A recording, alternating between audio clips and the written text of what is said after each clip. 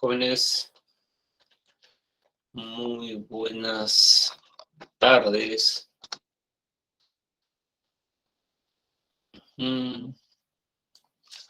Buenas tardes, Brian. Penúltima semana del ciclo. Bueno, nunca falta repaso, ¿no? Buenas tardes, Brian, Fabiana, Daniel, Jordan, Daniel, Shane. Vamos a continuar con este curso de filosofía. El 22. Así es. Muy bien. Esto.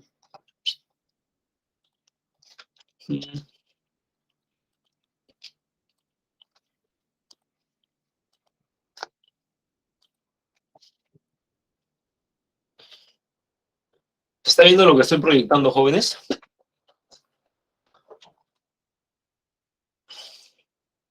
Sí, ya, muy bien. A ver, hagamos un repaso de lo que vimos la semana pasada. A ver, ¿cómo se llama el movimiento que domina, que trata de reflejar la luz y quiere captar el momento y reflejar la realidad lo más objetivamente posible? Y su máximo representante es Monet. Es más, el nombre de un cuadro de Monet le dio el nombre al movimiento. Muy bien, el impresionismo, ¿correcto? ¿No? El movimiento impresionista.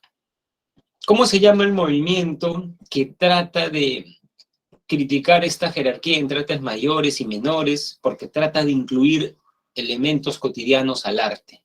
Y su máximo representante es Gustav Klimt.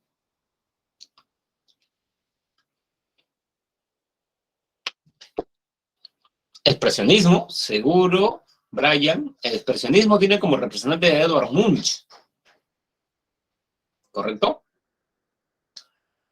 ¿El arte pop? No, porque el arte pop tiene como representante a Andy Warhol, ¿no? El modernismo, así es, el arte modernista. ¿Cómo se llama aquel movimiento que quería, en contra del Renacimiento, que creía que tú debías ver el cuadro desde un punto de vista, pintaba los cuadros como si fueran una caja desdoblada, para que tú lo veas desde cualquier punto de vista? Picasso es su máximo representante, ¿no?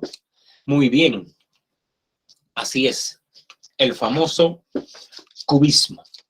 ¿Cómo se llama el movimiento que criticaba el impresionismo? Porque decía que en realidad el artista no refleja la realidad tal y como es, muestra la realidad que percibe el autor, ¿no? Ahora sí, como dice Brian, es el expresionismo. ¿Cómo se llamaba ese movimiento que se basó en Andrés Breton y hablaba del subconsciente y de pintar lo que vemos en sueños, no racionalizarlo, la famosa pintura directa?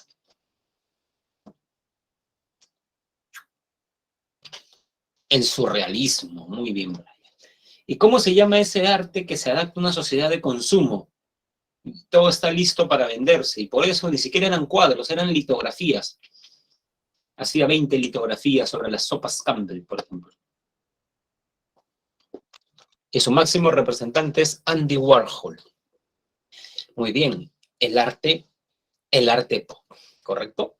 Muy bien. Y luego vimos las funciones que debe cumplir el arte. Para Platón el arte tiene un fin pedagógico, para otros el arte ostenta estatus, y finalmente, bueno, no finalmente, quedan dos posturas. Para Heidegger el arte muestra la verdad, la condición humana, desvela el ser, y el arte también moraliza, ¿no? Para algunos. ¿Por qué la literatura?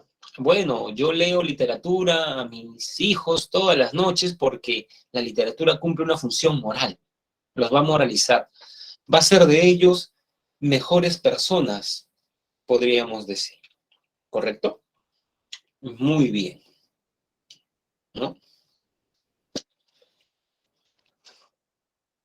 Entonces veamos ahora la filosofía política, ¿no? Filosofía política. ¿Correcto?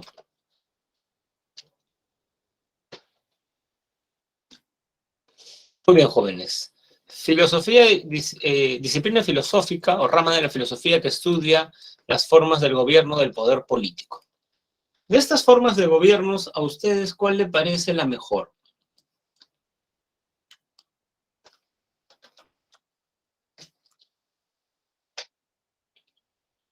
De esas que figuran en la lámina. ¿Qué forma de gobierno le parece la mejor? ¿La democracia, la dictadura, la aristocracia o la monarquía? Democracia, dice Brian. Muy bien. Ya, perfecto. ¿Por qué la democracia, jóvenes? ¿Por qué? ¿Qué tiene la democracia que no tienen otras formas de gobierno?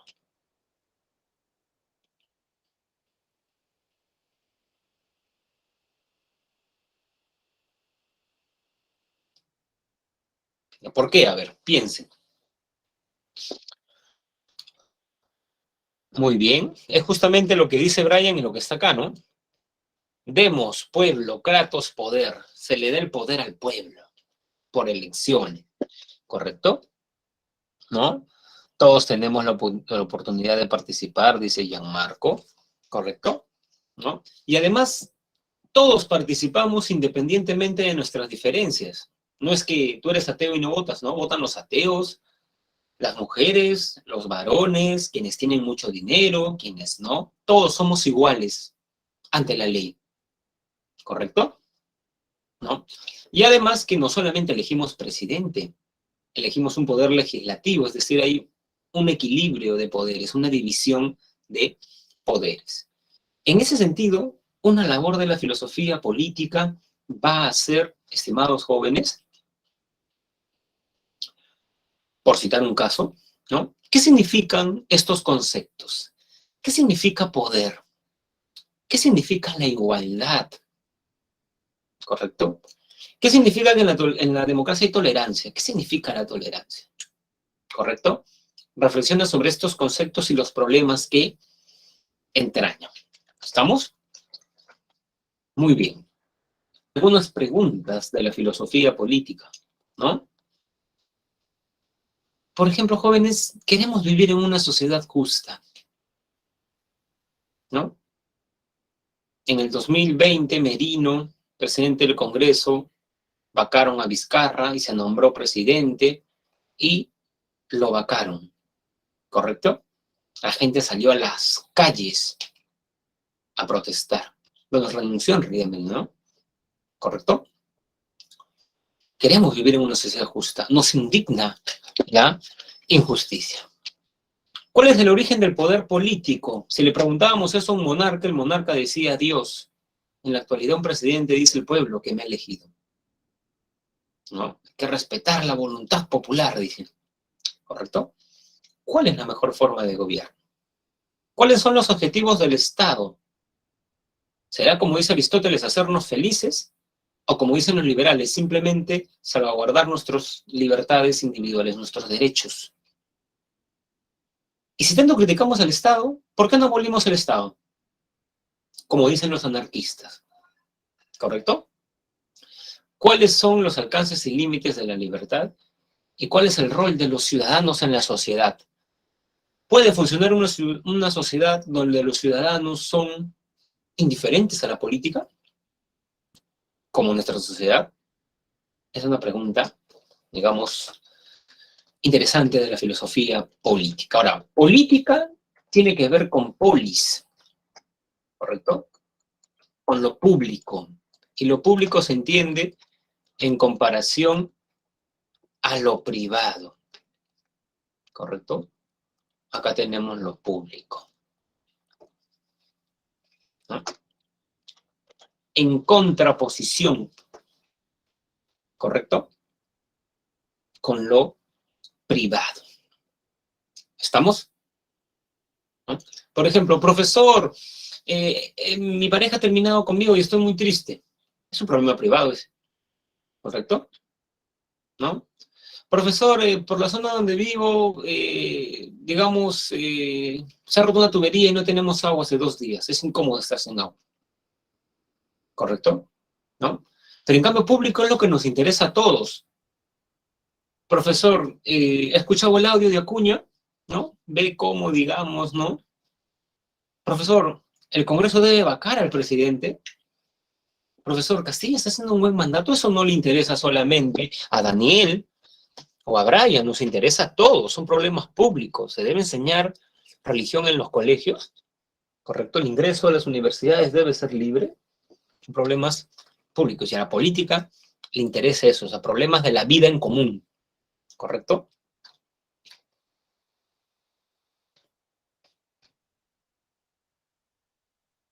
Entonces, lo que vamos a hacer como en estética, jóvenes, es ver las reflexiones de los filósofos a este respecto. Por ejemplo, ¿qué dice Platón? Platón, recordarán ustedes, dividí el alma en tres partes. Alma racional, alma irascible, donde estaba la ira, y alma concupiscible, donde estaban los deseos. ¿No? Deseos, ira, razón. Para Platón, cada segmento de la sociedad era una parte del alma. El pueblo, por ejemplo, son el alma desiderativa, porque el pueblo es voluble, cambia de opinión. Recuerdo que en el 2016, Alfredo Barnechea estaba subiendo como la espuma en las encuestas, él era candidato a presidente de la República, porque proponía renegociar, ¿no? Los, digamos, los acuerdos del Estado peruano con una empresa sobre el gas. Él proponía que sí se podía, ¿no? Y aparentemente lo fundamentaba bien. Y la gente comenzó a, digamos, decir que iba a votar por él, hasta que viajando a Ica, él es de Ica además, una señora le invirtió chicharrones y él no quiso. Y como él es caucásico, ojos verdes, ¿no? Blanco, dijeron que era racista y más. Y él dijo, a mí no me van a elegir presidentes por comer chicharrones, ¿no? Digamos, si quieren votar por mí, lean mi plan de gobierno, ¿correcto? ¿No? Entonces, ¿no? La gente, por ese acto, ya no votó por él, ¿no? Entonces, Platón incluso pone el ejemplo, jóvenes, ¿no? Pensemos que el pueblo es una persona y un médico le dice, tienes diabetes, vamos a tener que extirpar, ¿no? Vamos a tener que extirpar, digamos, tu pie, ¿no? La pierna, el pie nada más. No vas a poder comer comida chatarra, ahora vas a comer de manera saludable, ¿correcto? No vas a comer ya muchos dulces, vas a hacer deporte, no vas a estar con el celular todo el día, vas a tener horas para que estés con el celular. Y luego, ese es el primer candidato, un médico, y luego viene un vendedor de golosinas y dice, mire, él te quiere cortar una parte del cuerpo. Yo no, ¿no? Él quiere restringir tu dieta, tú come lo que quieras. Si quieres comer pastel todo el día, pues come pastel. Él quiere que hagas deporte en este frío, que te levantes 6 de la mañana. No, yo no voy a pedir eso, ¿correcto? Platón se pregunta, ¿por quién votaría el pueblo? ¿Por el médico o por el golosinero? ¿Qué creen ustedes?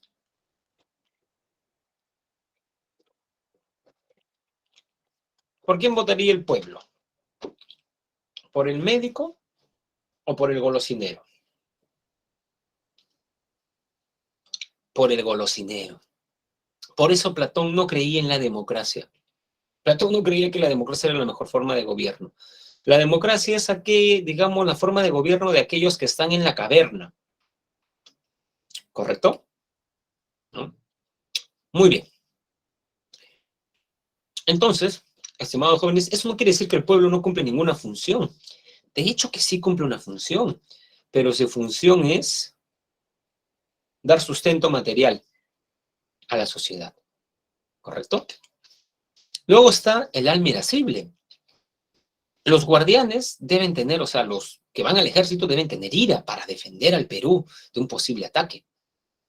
Pero su función es gobernar. ¿Qué diría Platón de los presidentes militares que hemos tenido. Su función es defender a la ciudad, al Perú, no es gobernar, ¿correcto? ¿No? Muy bien. Y luego están los filósofos, los virtuosos, los que dominan, se dominan a sí mismos y por ende pueden organizar la sociedad. Pregunta, para Platón, ¿qué parte del alma debe gobernar a todo el alma? ¿La razón, la ira o el deseo?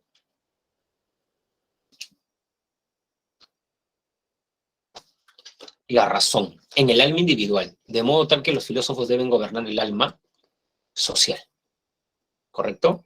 Las cosas solamente estarán bien cuando gobiernen los filósofos, decía Platón. Aunque en la vejez, ya cuando Platón estaba viejo, revisó sus libros y no suscribió muchas ideas. Y por eso, digamos, en la vejez, ya Platón creía que no debían gobernar los filósofos, debían gobernar las leyes, porque los individuos se pueden corromper, ¿correcto? O sea, la ley, el gobernante debe aplicar la ley, siendo no filósofo, ¿correcto? Muy bien. Aristóteles. Como vimos en Antropología Filosófica, jóvenes, Aristóteles defiende que el hombre es un ser social, un animal político, porque tiene una tendencia natural a asociarse, ¿no? A integrar una sociedad, que en realidad es polis. Cuidado, porque animal político no quiere decir que el hombre, digamos, se inscribe en un partido político, ¿no? El hombre vive en una polis, en una ciudad, o sea, es un ser gregario por naturaleza. Por eso solo un dios o un tonto puede creer que no necesita de la sociedad. Porque desde el hecho que el día de hoy tomamos de desayuno pan con palta, nosotros no hicimos el pan que comimos. Nosotros tampoco hicimos o sembramos la palta que comimos. Entonces, también como vivimos en sociedad, necesitamos con los otros ponernos de acuerdo en torno a las reglas y la sociedad en la que queremos vivir. Así como cuando vivimos en el condominio y decimos, a ver, nadie puede hacer pues una pollada de madrugada porque los vecinos duermen, más allá de 10 de la noche nadie puede escuchar música, salvo un volumen solamente para él, ¿correcto? ¿No? Digamos, si tenemos un parque en el condominio, dentro, todos deben llevar, ¿no? Así como nosotros nos ponemos de acuerdo en las reglas que van a regir en la sociedad, también debemos ponernos de acuerdo, o de la misma manera, análogamente, en la sociedad. ¿Qué sociedad queremos? ¿No? ¿Deben enseñarse educación sexual a los niños? Hay que ponernos de acuerdo, ¿correcto? Entonces, vivir en sociedad implica dialogar y establecer las normas de convivencia de la sociedad. Somos políticos por naturaleza. Porque la gente, ¿qué es lo que hace? Se desinteresa de la política y luego critica, ¿pero por qué aprueban esa ley? ¿Por qué elegiste ese congresista? ¿No? ¿Correcto? ¿Por qué no te interesas por la política? ¿No? ¿Correcto? Ahora, algo peculiar de Aristóteles es que para él la polis tiene como fin la felicidad de los ciudadanos. Eso es algo del mundo antiguo, porque en el mundo moderno, como vamos a ver con Hobbes, con Locke, con el liberalismo usualmente, el fin del Estado es garantizar nuestros derechos, ¿correcto? Los seres humanos son asociados no solamente para vivir, sino para vivir bien, para ser virtuosos, para ser felices, y el Estado debe contribuir a eso. ¿Cómo se llamaba la ética que decía que el fin del hombre es la felicidad? ¿Lo recuerdan?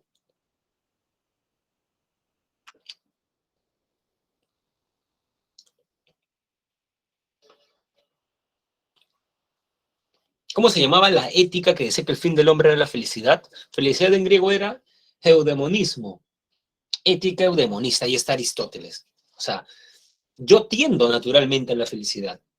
Y si tiendo naturalmente a la felicidad, pues el Estado tiene que garantizarme o ayudarme a conseguir mi felicidad. Y la felicidad de todos los conciudadanos. ¿Correcto? Muy bien. El gobierno de las leyes es superior al gobierno de los hombres. Eso es lo que dice Aristóteles. ¿Qué quiere decir eso? Profesor, está siguiendo a Platón, ¿correcto? Aunque Aristóteles clasifica las formas de gobierno de esta manera, que es muy conocida, ¿no? Formas virtuosas, formas corruptas. Gobierno de uno, gobiernos de varios, gobierno de todos. Forma virtuosa, gobierno de uno, monarquía. Cuando piensa en todo. Pero cuando el monarca piensa en sí mismo, en su familia, es un tirano. El gobierno de pocos no es malo, cuando esos pocos son los aristei, los mejores. Aristocracia, aristei, mejor, kratos gobierno, el gobierno de los mejores. El problema es cuando esos pocos son los que tienen dinero, oligarquía. El gobierno de todos, la democracia. Cuando todos piensan en, o cuando la mayoría piensa en todos. En cambio, cuando la mayoría piensa solamente ellos en perjuicio de las minorías, eso es una demagogia. Y demagogia es cuando la gente no está educada, ¿correcto? El gobierno de las leyes es superior al gobierno de los hombres, ¿no? Muy bien. Todos los hombres tienen cualidades distintas y deben aceptar esta condición. Por ejemplo, jóvenes, para Aristóteles, ¿varones y mujeres son iguales o son distintos?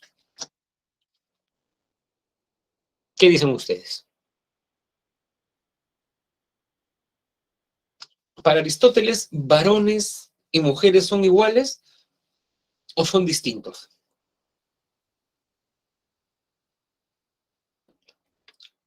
Distintos. Incluso para Aristóteles, el varón es superior a la mujer, porque el varón es racional y la mujer no tiene razón. ¿Cómo define Aristóteles a la mujer? Varón incompleto. ¿Qué le falta a una mujer para ser un varón completo? La razón. De la misma manera, Aristóteles creía que los amos tenían razón y eran superiores a los esclavos que no la tenían.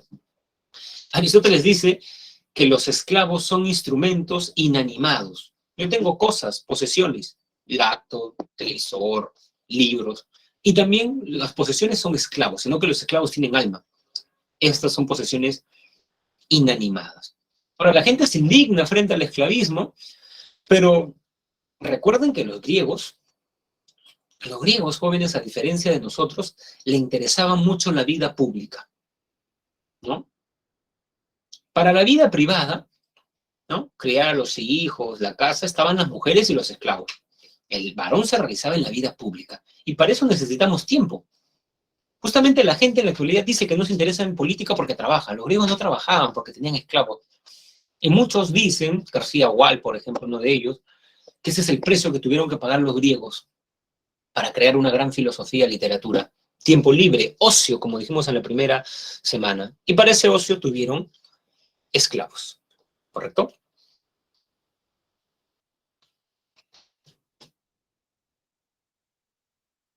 Muy bien. Veamos a Maquiavelo. Esta lámina quiere que ustedes caigan en la cuenta, jóvenes, de que Maquiavelo no es tan maquiavélico como se nos ha hecho creer, ¿no? ¿Qué es una persona maquiavélica? La persona que está dispuesta a cualquier medio para lograr su fin. Primero que esta frase no está en El Príncipe, ¿no? Aparece en el Tratado de Filosofía Política de un, digamos, filósofo escolástico, si no me equivoco. Y luego dicen que Napoleón le escribió al leer El Príncipe, en una parte puso el fin justifica los medios. Claro que Maquiavelo da a entender eso en un pasaje del Príncipe. Pero en realidad lo que mucha gente olvida es que Maquiavelo, llamados jóvenes, ¿no? Señala, ¿no? Señala que en condiciones particulares donde una facción, un grupo de poder mata a personas de otra facción para quedarse con el poder, o sea, cuando hay guerra civil y hay una anarquía constante, se necesita una mano dura, mano fuerte, ¿correcto? ¿No? Y, digamos, en ese contexto, el que debe ingresar puede prometer, pues, que se va a quedar 5 años, pero puede luego cambiar las leyes. O sea, si el fin es el poder, tú debes estar dispuesto a cualquier medio. Si tienes que hacer una promesa de campaña, ¿no? Y mentir, pues miente. Si salen a marchar y tienes que aplicar la fuerza, ¿no? ¿Correcto? ¿No? Entonces, el fin justifica los medios, porque nadie, digamos, evalúa a un gobernante por si es moral o no, lo evaluamos por si es eficiente o no. Mira, le dio estabilidad al Perú, ¿correcto? ¿No? Y para eso recomienda la concentración del poder en un solo hombre. Maquiavelo decía que el príncipe debía ser fuerte como un león, intimidar, ¿no? Pero astuto como un zorro para no caer en un posible golpe de Estado y cosas por el estilo. Incluso Maquiavelo dice que entre ser amado y ser temido, es preferible ser temido. Porque quien te ama, cuando no te ama, te puede faltar el respeto. Pero el que te teme, siempre te va a temer. ¿Correcto? ¿No? Muy bien. Sin embargo, ese es el Maquiavelo que todos conocen, el príncipe, pero Maquiavelo tiene otra obra que es, digamos, donde expone sus verdaderas ideas, en condiciones normales. ¿Qué es lo que le conviene a una sociedad? No le conviene un príncipe, le conviene una república. ¿Correcto? ¿No? Maquiavelo en sus discursos declara que el mejor régimen es una república bien organizada. ¿Correcto? ¿No? Ahora, para Maquiavelo, la república funciona sobre tres pilares. El primero son las leyes que bloquean la tiranía. O sea, miren, mientras el primero habla que el príncipe puede cambiar las leyes, hacer muchas cosas para perpetuarse en el poder, claro, en condiciones donde hay guerra civil, inestabilidad, pero en condiciones normales, más bien, las leyes tienen que bloquear la tiranía, o sea, que alguien sea un tirano, ¿correcto? Tienen que haber instituciones donde el pueblo tenga voz y voto, Congreso, por ejemplo, ¿no? Nosotros expresamos, elegimos nuestros congresistas, ¿no? Si un congresista, digamos, quiere luchar contra la minería informal y nosotros creemos eso, ya pues lo elegimos, ¿correcto? Y además que los ciudadanos deben tener virtudes, lo que se llama virtudes cívicas en la actualidad. ¿Qué es lo que menos hay, no, jóvenes? Jóvenes, para que funcione un gobierno necesita una ciudadanía vigilante, ¿correcto? ¿No? Pero si la ciudadanía está adormecida, mejor para los de arriba. O bueno, más que para los de arriba, mejor para los que gobiernan, ¿no? Pueden, digamos, hacer sus fechorías, ¿correcto? ¿No? Y bueno, eso se hace mediante educación, participación ciudadana y muy bien, y más. Luego vemos, jóvenes, o vamos a ver a Thomas Hobbes. Hobbes decía que el individuo tenía impulsos egoístas, una tendencia al egoísmo, ¿correcto? ¿No? Una tendencia al egoísmo. Hobbes se burla de aquellos que, digamos, Hobbes se burla de aquellos que creen que el hombre es bueno por naturaleza y dice lo siguiente, a ver, jóvenes, si el hombre es bueno por naturaleza y ustedes creen que el hombre es bueno, ¿por qué cuando salen de su casa le ponen una chapa a su puerta? ¿Por qué guardan su plata en el banco? ¿Por qué cuando salen con su bicicleta llevan su cadena? Si supuestamente el hombre es bueno. Ustedes saben que el hombre va a querer robar, va a querer hacer cosas malas, ¿correcto? Por eso nos comportamos así, ¿correcto? Entonces, claro, lo que pasa es que ahora hay un Estado, pero Hobbes dice que había una sociedad anterior al Estado, ¿no? Nosotros estamos acá ya en un Estado de derecho, ¿no? Aunque eso ya suena más hegeliano, ¿no? Y acá está el Estado de naturaleza, ¿correcto? ¿No? Entonces, en el estado de naturaleza, los individuos eran egoístas. El hombre era el lobo del propio hombre. Habían matanzas, saqueos. Era una realidad muy estresante. Había una amenaza permanente de morir a tal punto que las personas no vivían más de 25 años. ¿Correcto? Pero cansado de esa amenaza permanente, los hombres deciden firmar un contrato. Ese es el famoso contractualismo. Los chicos que estudian derecho van a recordar eso, ¿no? ¿Correcto? ¿No? Y firman un contrato, un pacto social, ¿no? Donde dicen, a ver, yo quiero que protejan mi vida y, digamos, así como busco que protejan mi vida y mi propiedad privada, yo me comprometo a respetar, a obedecer las leyes y con ello respetar la vida de otros y respetar la propiedad privada. Claro, no se trata de que el Estado respete mis derechos y cuando yo ataco los derechos de otros no diga nada, no, coherencia, ¿no? Busco protección de mis derechos, pero prometo obedecer y respetar los derechos de otra persona, ¿no? ¿Y cómo es eso el Estado? El Estado hace eso mediante, o sea, ojo, y esto es, digamos, interesante en Hobbes. No es que en el Estado la gente deje de ser egoísta. La gente va a seguir siendo egoísta, dice Hobbes. Va a querer robar, matar, ¿correcto? Es un animal rapaz, dice, ¿no? Tendido al robo y al hurto, ¿no? Pero va a haber un Estado fuerte que va a infundir miedo a ese que roba. En ese tiempo habían ejecuciones públicas. Está, mira, a ese que mata, a la cárcel, ¿no? Entonces, el que quiere robar va a decir, pero me van a matar como esa persona que mató a otras, o voy a ir a la cárcel, ¿correcto? Por eso Hobbes decía que detrás, digamos, lo que le da solidez a la ley es la espada, no sé, el castigo, ¿correcto? El castigo. Ahora, yo me pregunto, jóvenes, un delincuente peruano que ve que lo agarran y luego lo liberan, ¿le tendrá miedo al Estado peruano?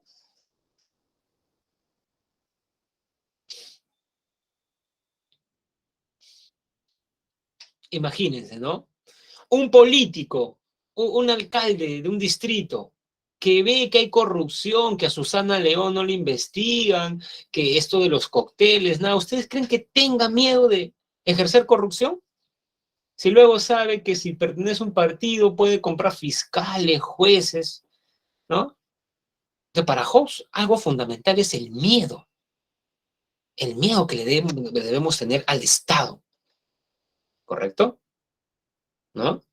Entonces, de manera voluntaria, hemos trasladado nuestro poder, nosotros. Y esto es revolucionario, jóvenes, ¿no? ¿Y por qué digo que es revolucionario? Porque antes, ojo con eso, ¿no? Antes se creía que el fundamento del Estado era Dios, ¿no? Era Dios, ¿no? Y eso lo prueba Carlos I de Inglaterra cuando el Parlamento de Cromwell lo cita, ¿no? Porque estaba haciendo lo que quería en Inglaterra, y él, de manera soberbia en el Parlamento, dice: yo no tengo por qué rendirle cuentas a ustedes. Mi poder no proviene de los parlamentarios, no proviene del pueblo, mi poder proviene de Dios. Lo decapitaron, ¿no? Es el primer monarca, ¿no? Ostenta el título del primer monarca justiciado en Europa, ¿correcto? Entonces, el poder proviene del pueblo, por eso pasamos a decir la voz del, pasamos de decir la voz de Dios, lo que fundamenta la voz del pueblo es la voz de Dios, ¿correcto? Muy bien. Ahora, para Hobbes el poder debe ser absoluto, ¿no? El poder se ejerce de forma absoluta. O sea, Hobbes no está para nada de acuerdo con las democracias actuales que asumen más bien a Montesquieu la división de poderes, legislativo, ejecutivo y judicial. Nada que ver, ¿no? No asume eso Hobbes, ¿correcto? ¿No? Hobbes nos pondría el ejemplo. ¿Recuerdan el Congreso del 2016, jóvenes? Ese Congreso con mayoría fujimorista que, como no ganó su lideresa, le andaba poniendo cabe a PPK, ¿no? ¿Recuerdan ese Congreso? Ya, en ese contexto Hobbes diría, he ahí el problema de la división de poderes, ¿no? ¿Elegimos luego un Congreso? O sea, es el problema. Para que alguien cumpla su plan de gobierno, tiene que tener el poder.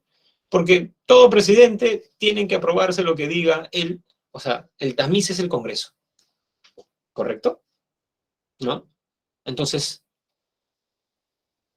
Hobbes no cree en la división de poderes, ¿correcto? ¿No? Ahora, el fin del Estado, de nuevo, diferencia con Aristóteles, no es que los ciudadanos sean felices. ¿Por qué, jóvenes? Porque, por ejemplo, para Melanie la felicidad puede ser Dios, y yo soy agnóstico, así que no compartimos la misma idea de Dios. Melanie diría, no, que se enseñe religión al colegio, yo diría que no. Entonces, la felicidad es muy diversa. El Estado simplemente tiene que resguardar nuestros derechos, proteger nuestra propiedad privada, integridad física, que no nos maten saliendo de nuestra casa por robar un celular. Ese es el fin del Estado, ¿correcto? Y claro, como nosotros le hemos dado el poder, ¿no? Digamos, al Estado, Él podría utilizar ese poder, claro, ¿no? Para aplacar una manifestación y más. Yo solamente me debo rebelar si atentan contra mi vida. Lo que pasa es que Hobbes no veía con buenos ojos las revoluciones, ¿correcto? ¿No? No veía con buenos ojos las revoluciones, ¿correcto? No vio con buenos ojos la revolución gloriosa de Cromwell.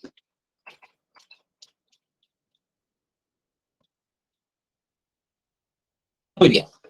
Ahora vamos a John Locke, ¿no? El famoso empirista inglés en el ensayo del entendimiento humano, pero también tiene obras de filosofía política como el segundo tratado sobre el gobierno civil. Lo que dice Locke, estimados jóvenes, es que, a ver, es cierto que el hombre tiende a cierto egoísmo y más. Lo que no comparte con Hobbes son dos ideas. La primera es que no es que los derechos los cree el Estado. Mis derechos son naturales. ¿Eso qué quiere decir? Que cuando yo estoy en el estado de naturaleza, tengo el derecho a la vida, a la libertad y a la propiedad privada. El detalle es que como no hay un poder fuerte que castigue, la gente hace lo que quiere, roban y más. Por eso, no es que el Estado cree mis derechos, sino que el Estado salvaguarda mejor mis derechos, porque ya hay una policía, serenazgo, ¿correcto? Hay cárceles, sistema judicial, ¿correcto? Entonces, jóvenes, ¿no? El Estado protege mis derechos. En eso sí sigue Hobbes. El fin del Estado es eso, proteger mis derechos. Ahora, en lo que tampoco está de acuerdo con Locke es que el poder sea absoluto. Lo que pasa es que Locke, perdón, se dio cuenta, pues, de los problemas de las monarquías absolutistas, que los reyes hacían lo que querían. Y por eso, él creía que el poder legislativo del monarca, podríamos decir, debía ser limitado por el poder ejecutivo, por el poder legislativo. El Parlamento en ese entonces en el Perú es el Congreso, ¿correcto? ¿No? Y claro, este poder lo elige el pueblo. Claro, el pueblo inglés en el tiempo de Locke no elegía al rey, ¿no? ¿Correcto? Elegía al Parlamento. Y ahí está esa famosa frase, ¿no? De la cultura inglesa, el rey reina, pero no gobierna. O sea, el rey no hace lo que quiere, ¿no? En Inglaterra la reina no hace lo que quiere, ¿correcto? ¿No? Por un parlamento el poder, o sea, digamos, tiene que representar los intereses de la ciudadanía, ¿correcto? Entonces, si a mí me interesa la educación, digamos, elijo un congresista que defiende una educación mejor en el sector público. Y así el rey quiere hacer lo que quiera, va a tener que toparse con el poder legislativo, ¿no? Yo personalmente, y tómenlo como una opinión personal, creo que sí Locke, o sea, el problema de poder absoluto es que el poder corrompe y el poder absoluto peor. Es mejor la división de poderes, a pesar de que también entraña dificultades. Nadie dice que no, ¿correcto? No estamos en un mundo perfecto, ¿no? Pero sí me parece que es mucho más peligroso que el poder esté concentrado, ¿no? Muy bien. Ahora, justamente acá está también una idea de Hobbes. El Estado en general no debe entrometerse en la forma de vida de los individuos. O sea, lo que a mí me hace feliz. Si yo soy ateo, si yo tengo una foto de Nietzsche en mi casa, si tengo una pared pintada con la frase Dios ha muerto, es mi forma de ver la vida. El Estado no está para decirme en quién yo debo o no creer. El Estado debe salvaguardar mis derechos. Ese es el liberalismo, como lo vamos a ver la siguiente semana. Proteger tus libertades. Las metas colectivas, digamos, los estados liberales, ¿no? Por eso, jóvenes, los estados liberales, por ejemplo, no fomentan ninguna religión. Y el argumento es simple. En las sociedades actuales hay diversidad. Hay musulmanes, budistas, testigos de Jehová, agua viva, vino nuevo, agnóstico, ateos, ¿correcto? ¿No? Entonces no se ponen de acuerdo en torno a la religión. Entonces, el Estado no debe fomentar una religión. El Estado debe ser laico. Separación Estado e Iglesia, ¿correcto? Claro que obviamente en mi casa cada uno puede tener un nacimiento y más, pero esa es una cuestión individual, ¿correcto? ¿No? Por ejemplo, el Estado peruano es laico, jóvenes, o sea, es neutro frente a materia religiosa.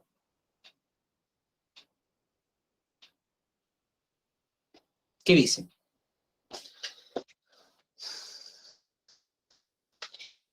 Por ejemplo, Jordan, en la Constitución dice que hay una separación entre Estado e Iglesia, pero ¿qué nos enseñan en el colegio? Porque no nos enseñan religión. Un curso de religión debe ser bonito, ¿no? Los musulmanes, los budistas, y ver la experiencia religiosa, cómo ha cambiado la reforma protestante, las guerras de religión. Interesante, podemos hacer un curso de religión. Pero ¿qué es lo que hacen? Religión católica, catequesis, mejor que le pongan ese nombre, ¿no? Hacen catequesis, ¿no? La cristiandad, pero la cristiandad también es Lutero, ¿no? ¿Correcto? O sea, una variante, católicos, ¿correcto? Entonces, eso lleva a ciertos problemas. Por ejemplo, recuerdo que en San Marcos una chica escribió una carta al decano de la Facultad de Letras porque ponían un nacimiento, ¿no? Y ella decía que estábamos en una universidad pública, somos un estado laico, y que la gente no puede poner en una biblioteca donde va gente budista, musulmana, ateos, agnósticos, una, digamos, ¿no? ¿Correcto? ¿Verdad? Pues, ¿no? Claro, en su casa, claro que en tu casa tú puedes poner, ¿no? Pero, por ejemplo, en ESALUD no debería haber, pero sí hay, ¿no? Por ejemplo, en el ESALUD que está acá en Grau, no hay una mezquita para musulmanes, hay una capilla para católicos, ¿no? Entonces, es laico, ¿no? El Estado peruano, digamos. Un amigo abogado me comentó que si bien en la Constitución hay la, digamos, diferencia Estado-Iglesia, también hay un artículo donde habla de la colaboración entre Estado e Iglesia. Yo desconocía eso, ¿no? Se dictaba en colegios por un tratado con el Vaticano. Ahí está Jordán, ¿no? Interesante dato, ¿no? Igual, jóvenes, yo me he dado cuenta que cuando le pregunto cosas sobre la religión a los chicos, no saben, ¿no? A ver, ¿recuerdan este pasaje de la Biblia? No se acuerdan, o sea, se enseña en ese curso, no sé si lo enseñan mal o el alumno no muestra interés, pero, ¿no? O sea, cuando se hablan de dogmas del cristianismo, a veces no se los tiene tan claro, ¿no? Muy bien, jóvenes. Rousseau se opone a Hobbes. Rousseau creía que más bien el hombre, digamos, estaba orientado a hacer el bien. O sea, es bueno por naturaleza. Claro, y esta idea de Rousseau también se basa en una lección histórica que sacan los europeos al ver el contacto entre ingleses y tribus norteamericanas. Dicen que los norteamericanos, antes del contacto con los ingleses, eran personas de bien, amaban a su familia, simples, laboriosas, trabajadoras, ¿correcto? Pero, ojo con eso, pero eh, cuando tuvieron el contacto con los ingleses, ya no querían trabajar, comenzaron a pedir bebida, le pedían a los ingleses un espejo, querían verse, ¿no? Pistolas, ¿correcto? Entonces, la lección es que estas personas eran buenas antes del contacto con la civilización europea y la civilización los corrompió, ¿correcto? Entonces, esta idea no solamente es de Rousseau, es una idea que tienen muchos intelectuales de la época. Ahora, a ver, por favor, jóvenes, quiero que relacionen la antropología filosófica con la filosofía política. Miren, de acuerdo a la imagen de hombre que yo tenga, voy a plantear un sistema político. Esa es la tesis elemental. ¿Cómo así, profesor? Si yo creo que los hombres son malos, egoístas, rapaces, como dice Hobbes, pues pongo un Estado fuerte que castigue, porque creo que el hombre es así. ¿Correcto? En cambio, si yo creo que el hombre es tendido al bien por naturaleza, como son buenos, los junto y nosotros ideamos las reglas de la sociedad, ¿no? O sea, como somos buenos, nosotros vamos a hacer un contrato social. Y en ese contrato social, la Constitución, las leyes, la va a hacer el pueblo. ¿Correcto? Profesor, pero el Perú es un Estado republicano, sí, y las leyes supuestamente le hacen el pueblo, porque el pueblo elige a los congresistas, a sus representantes. Es como cuando uno está en la universidad, ¿no? A ver, ¿qué dice el delegado? Y a veces el delegado me dice, profesor, mis compañeros quieren cambiar el examen. Yo digo, bueno, a ver, voy a ver, ya se puede. Pero después sale que el delegado pensó más en él, que tenía examen, ni siquiera consultó, y ese es un problema de representación, ¿correcto? ¿No? A cargo de la totalidad del pueblo. ¿no? A cargo de la totalidad del pueblo, ¿correcto? ¿No? Entonces, un contrato social, porque somos buenos por naturaleza. El Estado simplemente hace cumplir ese contrato, ¿correcto? Crea un sistema judicial para quien violenta las leyes, ¿correcto? Quien mata a alguien, ¿va?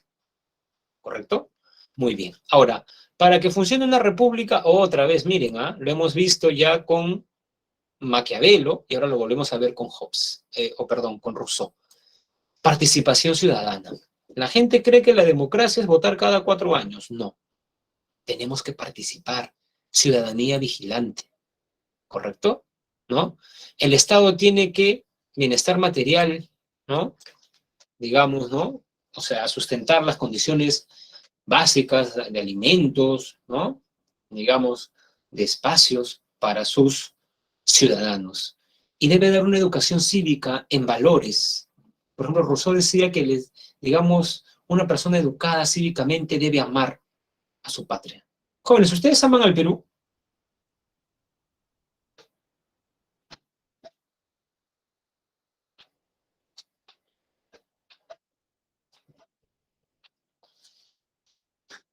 ¿Ustedes aman al Perú, jóvenes? Nadie dice nada, ¿no? Es como cuando le pregunté a mi chica si me quería, profe. Hasta ahora no me responde. Esos silencios. Incómodo, a ver. Valeria dice sí. Gianmarco dice sí. Brian también. Melanie también, por supuesto. Ojo, el amor se traduce en acción, en acciones, ¿correcto? Al país sí, dice, pero las personas que dependen no, ¿no? ¿Correcto? O sea, lo que debe hacer la educación es lo que hicieron más o menos con Héctor en Ilíada, cuando Andrómaca le dice, Héctor, no vayas a luchar, yo te necesito, tu hijo te necesita, tu familia te necesita. Y Héctor dice, yo amo mi familia, pero también amo mi ciudad, a Troya, ¿correcto? Entonces, hay que amar a los nuestros, pero también hay que amar a... Ahora, lo que ocurre en la sociedad actual, y está muy bien estudiado, y es una tendencia mundial además, es que la gente está más concentrada en su vida privada, en el trabajo, en tener relaciones amorosas exitosas, en el bienestar de su familia, pero no, digamos, ¿no? En la sociedad, ¿no? Muy bien, muy bien, muy bien. Y llegamos al último filósofo, a John Rawls, que señalaba que la justicia es un valor fundamental. Si hacemos una encuesta, a la mayoría de personas le gustaría vivir en una sociedad justa, ¿correcto? ¿No? A la mayoría de personas les gustaría vivir en una sociedad justa, ¿no? La cual tiene que fundarse en un contrato social, o sea, de todos nosotros, de nuevo. La sociedad es producto del contrato. Pero, a ver, si queremos, sí, a ver, si nos ponemos a hablar, a ver, ¿en qué tipo de sociedad nos gustaría vivir? ¿Cuáles son los principios que debe tener la sociedad justa en la que quisiéramos vivir? De pronto, no, usted dice, profesor, yo fui a una escuela pública y no habían buenos profesores. Así que yo creo que deben haber buenos médicos en salud, buenos profesores, y profesor, deben haber más líneas del tren, más líneas azules, amarillas, para, ¿no? Porque el tráfico también. Y de pronto, una persona que está conversando dice, profesor, yo estudié en un colegio privado y mis profesores fueron buenos, el doctor es muy amable, el que me atiende en la clínica, y bueno, tengo mi camioneta, así que no sé, o sea, obviamente que hay tráfico, pero igual me desplazo con ella. Entonces, John Rawls nos va a hacer una pregunta fundamental, ¿no? ¿Cómo los individuos con intereses particulares pueden escoger reglas que beneficien a todos y no solamente sus intereses? O sea, ¿cómo convencer a esa persona que dice, no, a mí no me interesa el sector público porque yo he estudiado en un colegio privado y más? ¿Cómo? Ese problema. Entonces, Rawls idea un concepto famosísimo, el velo de ignorancia, ¿correcto? A ver, ¿qué dice? Consiste en el desconocimiento de la posición que los sujetos tienen en la sociedad. A ver, jóvenes. Imagínense que están en la barriguita de su mamá. Estamos conversando, sí, pero desde la barriguita de su mamá, ¿no? Sobre una sociedad. Y ustedes no saben si van a ser varones o mujeres, ¿correcto? No saben si van a ser ashánicas, aymaras, quechuas o van a vivir en Lima. No saben si van a pertenecer al sector A o al sector E. No saben si van a ser ateos o creyentes. No saben, digamos, cuál va a ser su orientación política, izquierda o derecha. O sea, no saben si sus padres van a ser profesionales o ambulantes. Entonces no saben a qué colegio van a ir, ni en qué barrio vivirán, exclusivos o peligrosos. Porque hay personas en el Perú que piensan que en San Juan del Lurigancho no hay Estado, ¿no? A ver, ¿quiénes viven en San Juan del Lurigancho?